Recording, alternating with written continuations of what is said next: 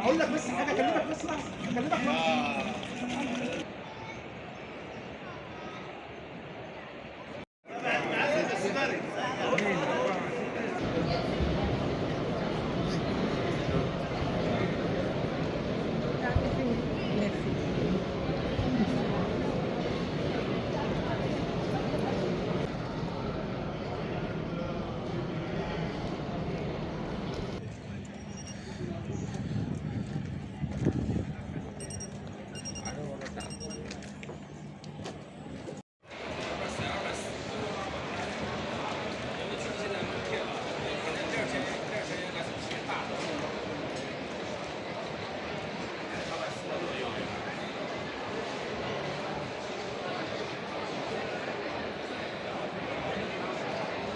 এই মেলাটা একটা বিশাল মিলন মেলার মতো। আমাদের যারা বায়ার্স আছে সব জায়গা থেকে, সমস্ত দেশ থেকে যারা আসছে, প্লাস আমাদের ইন্ডাস্ট্রি লিডার যারা আছে তাদের সাথে যে একটা পরিচিতি, এটা একটা বড় একটা আমার কাছে মনে হয় একটা বড় অর্জন।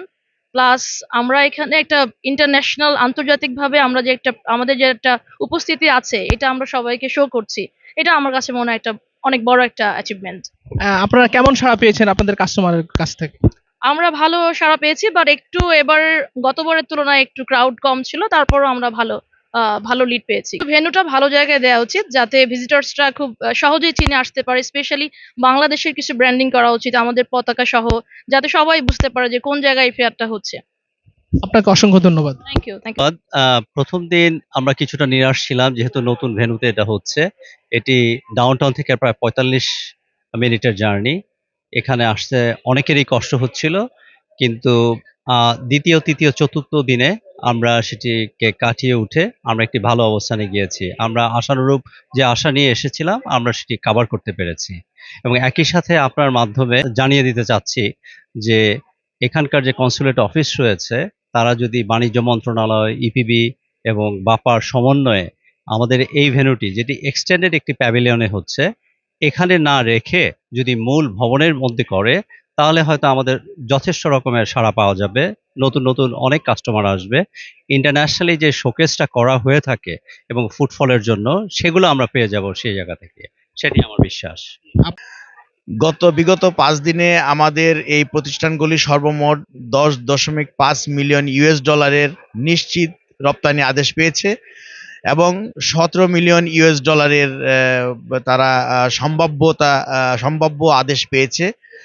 আপনি জানেন যে এবারই প্রথম দুবাই শহরের অনেকটুকু বাইরে, প্রায় 45 কিলোমিটার্স বাইরে দুবাই এক্সিবিশন সেন্টারে এই মেলাটি অনুষ্ঠিত হচ্ছে, যার ফলে স্বভাবতই এখানে একটু বায়ারদের আনাগোনা কম ছিল। আমাদের প্রত্যাশা বেশি ছিল, তবুও প্রথমবারের মতো এই মেলায় অংশগ্রহণ করেছি। ভবিষ্যতে আমাদের আরো উত্তরোত্তর রপ্তানি আয় বৃদ্ধি পাবে, আমরা খুশি।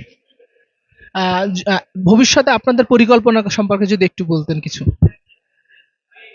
আমরা যে 34টি প্রতিষ্ঠানকে নিয়ে এবারের মেলায় অংশগ্রহণ করেছি, এ মেলার শেষ হওয়ার সাথে সাথে আমরা ঢাকায় ফিরে আমাদের ভাইস চেয়ারম্যান মহোদয় ইতিমধ্যেই বলেছেন আমরা সকল প্রতিষ্ঠানকে নিয়ে একটি ফলো আপ মিটিং করব।